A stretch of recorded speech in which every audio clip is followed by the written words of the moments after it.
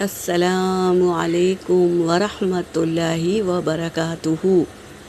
سورۃ طٰہٰ آیت نمبر 77 اور 78 کی تلاوت کر رہی ہوں۔ اعوذ باللہ من الشیطان الرجیم، بسم اللہ الرحمن الرحیم۔ وَلَقَدْ أَوْحَيْنَا إِلَى مُوسَىٰ أَنْ أَسْرِ بِعِبَادِي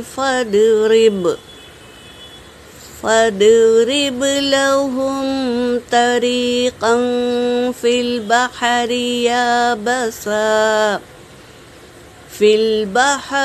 يابسا لا تخاف دركا ولا تخشى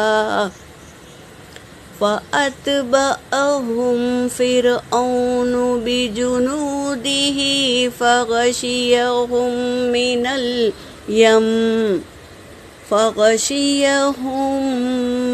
اليم ما غشيهم۔ صدق اللہ العلی العظیم۔ ترجمہ کر رہی ہوں۔ وَلَقَدْ اور البتہ تحقیق کے، اوحینا ہم نے وحی کی، الی موسیٰ موسیٰ علیہ السلام کی طرف، ان اسری یہ کہ تم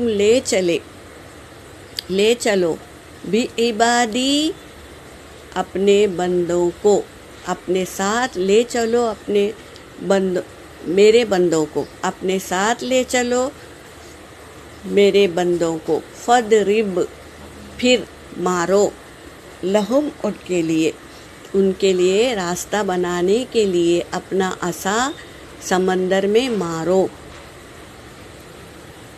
لہم طریقہ ان کے لیے راستہ بنانے کے لیے، فی البحری سمندر میں، یابسا سوکھا راستہ۔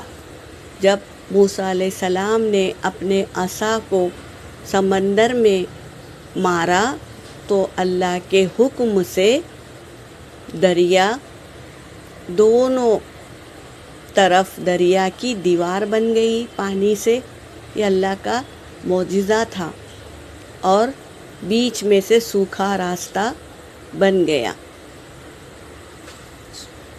لا تخافو اور نہ تجھے ڈر ہوگا، درکوں پالنے کا، ولا تخشا اور نہ تجھے کسی چیز کا ڈر ہوگا،